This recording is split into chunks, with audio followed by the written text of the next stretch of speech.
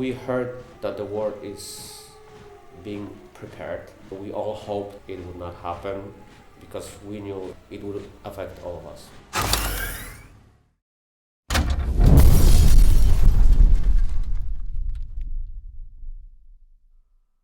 My name is Konrad Laszczak. I'm Polish. I was born and raised in Poland. Russia, as the government, not Russians, is something that we don't want.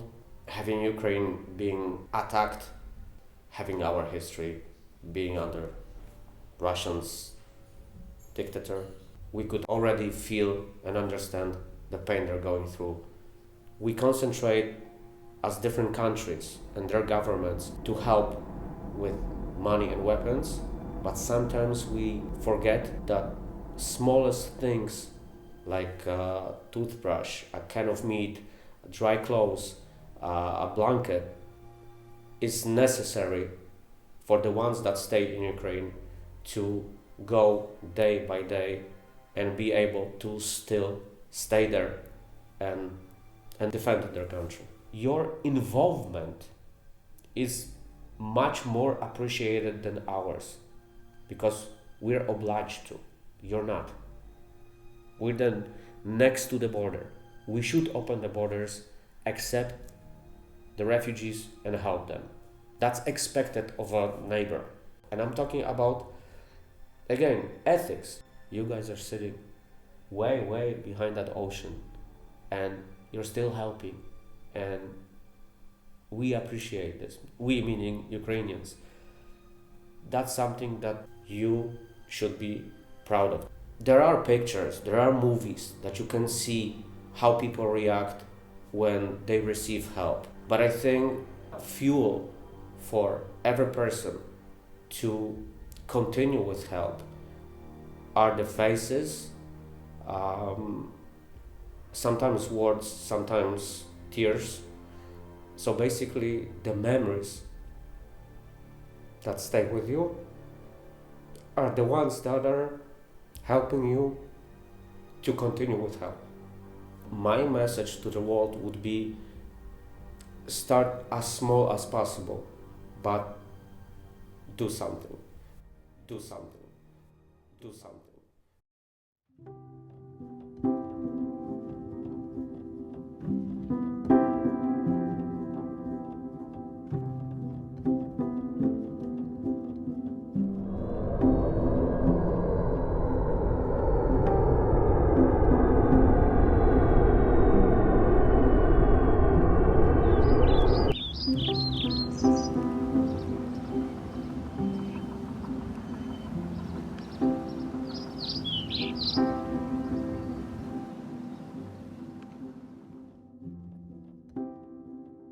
Ukraine sits between two, historical bullies, Germany and Russia. People have felt bullied and, they haven't really been able to be themselves because they've always been oppressed. That impacts a people and a culture. It's a continued story that what's happening in Ukraine right now has happened many times in the past. My husband met some Ukrainian women before this war started. And when the war started, they fled, and we connected with Natalia specifically, and she fled with her children and godchildren. We saw that they were only leaving with a few items, a bag full of a change of clothes, and we were on a Zoom call with her, and my husband said, "Your kids have nothing of comfort. My wife's a quilt maker. Could we send you a quilt just to show that we care about you, we see you?" And she was overcome with emotion and started crying and was just in awe that an American would care about a Ukrainian. When we crossed the border, I clearly remember this emotion because all of a sudden you needed to sort of to have a different role in your life and to have a different identity, I would say. I'm a refugee, right? And it's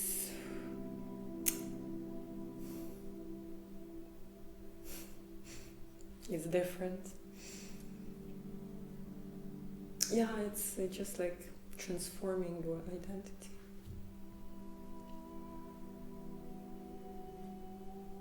I contacted Beth, who's my quilty friend that we've known each other for a long time and have been on many adventures together. When this need arose and we had an opportunity to help someone through quilting, we thought we could gather a few quilts, maybe 100 or so, and help some refugees that we had connections with.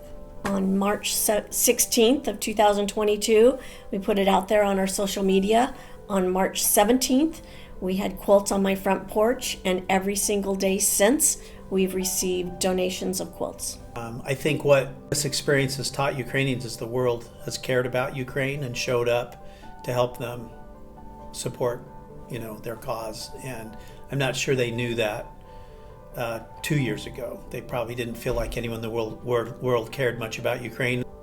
Feeling the world's support for a country that wants to have its own destiny and be able to choose what it wants to be I hope the world cares about that and wants to support anybody or any country that wants to achieve that. The first time we came to Poland, we initially went to the border of Ukraine and Poland and drove there, went with a Ukrainian woman who was a refugee herself.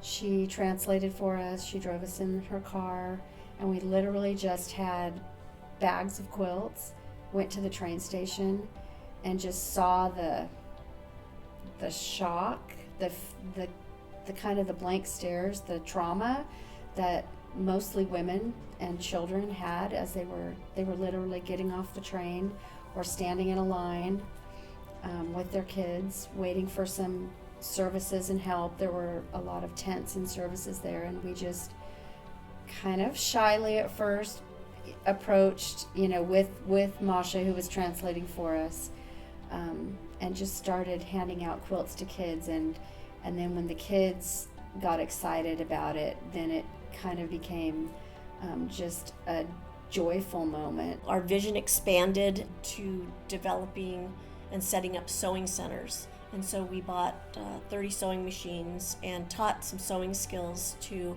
some refugee women. Our expectation was that we were going to teach them a skill and then they could go home and use our machines and make items to sell. Our expectations were changed as we got to know these women and realized that what they really needed was the satisfaction of being creative and escaping in their head from the war.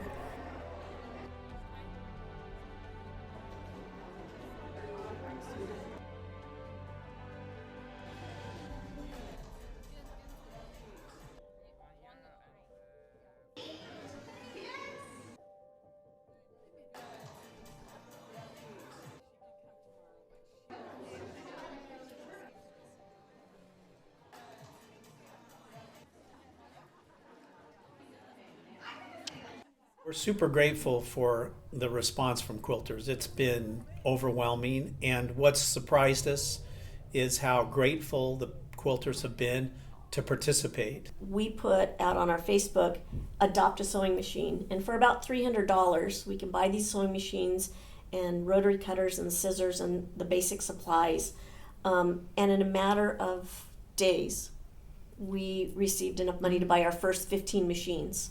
People kind of get on board once they see what we're doing. These women can earn a sewing machine to take home to own, and this woman took hers back to Ukraine and they started making camo outfits for their soldiers, and then they asked us if they could have 3 more machines, and so we gave them 3 more machines.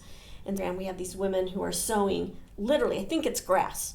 They're ghillie suits, so it's It's burlap and twine.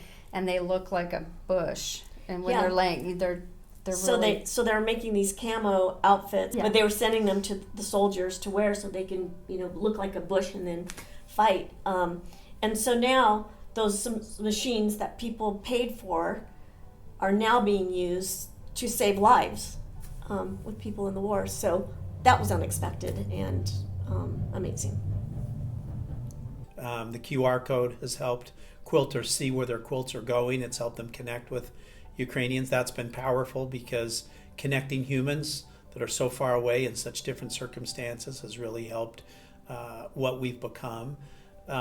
We're so grateful for quilters who are willing to share their talents and their time and their resources to help anyone. In this case, it's Ukrainians, but 5 years from now, it could be someone else, different country, could be our country. But their willingness to share their talents and their time and resources to care for someone, I'm just grateful that we have people like that. They have a sense for what holding a family together in a difficult time is, and I think they've wanted to help. They weren't sure how, and our organization has given them a way to not only share what they do and what they're good at, which is this creativity of quilting, but also feel that they can see the result by the QR code, letting people contact them and share their gratitude to them. We've got a distribution to get quilts to whomever needs love, care, and comfort, whether it's Ukraine or whatever, Syria and Turkey from the earthquake or something else that comes up, either internationally or locally for us. And we just need to increase the levels of access we have to more quilts. We know there's a lot of quilts and a lot of quilt shops that don't really know about us, so we're working on trying to create this network of quilt shops that people can drop quilts off, and then we can subsidize the shipping so they can get quilts to us. My heart is with you, and I love you all. And I'm very much grateful that I am here, that you are together with me in such moments. And I wish you long, long years of prosperity, health, and happiness. И чтобы ваши сердца всегда были полны любви к людям, и чтобы они вам отвечали взаимностью. And I wish all your hearts be fulfilled with joy and happiness, and be good forever, and get happy. And thank you for you. And thank you that you are such kind of people.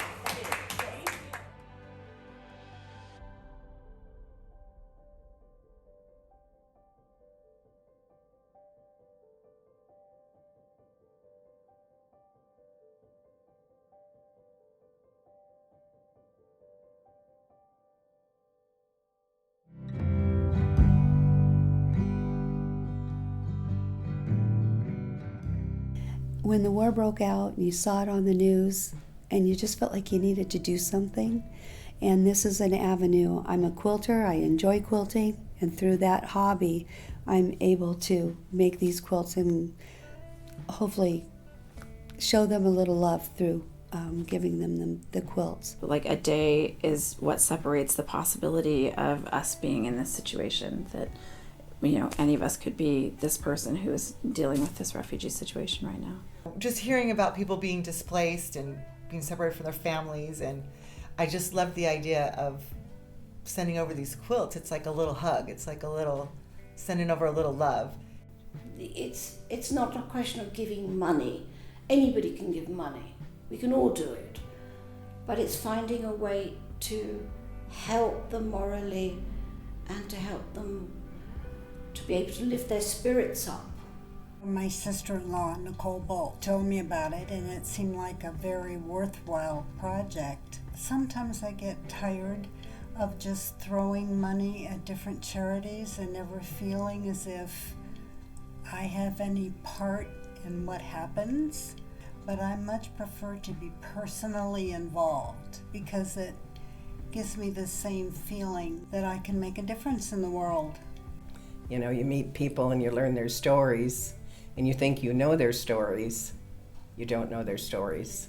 And that's part of why you come. You want to learn about the people and what can you do to make a better story for them in the future. Working with the refugees here, it really brought to light that that could be me. They're just normal people doing their thing. And they just got put in a hard place, and they're making the best of it. I had donated a quilt to Wrap Ukraine with Quilts in Utah, and they must have sent the invitation out to everyone who had ever donated a quilt, and I saw it, and I told my husband, this is a great trip. It combines my love of quilting with humanitarian work. I learned about it through the Houston Quilt Show. I went to the quilt show last fall, and that's where I was introduced to the quilts for Ukraine. I was excited about coming along because you hand the quilts to the receiver. You get to meet who gets your quilt. No, I feel bad for the people. I've asked my husband, I said, how do you go through this? I don't know how we would do it. My mother went through World War II in Okinawa, and she talked a little bit about it. I just can't imagine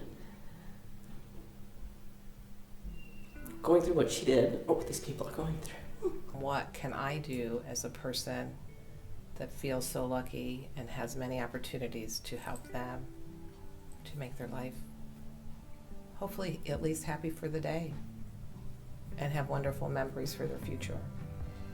It's about the giving and the sharing for me. I hope to have a true feeling of what these women are going through. And I think about them when I make the quilts, but I could only feel it from afar. I thought of my friends back home and what would each of them do if we got bombed or attacked and had to leave our country and leave our husbands behind and take our children with us and try to make a living in a new country where we didn't speak the language, and it just kind of hurt the heart. Chatter that you just see on Instagram or whatever, like, oh, this is all fake, there's not even a real thing, and it's very real. It's a real event. People's lives are really actually being affected, and it's destroying lives.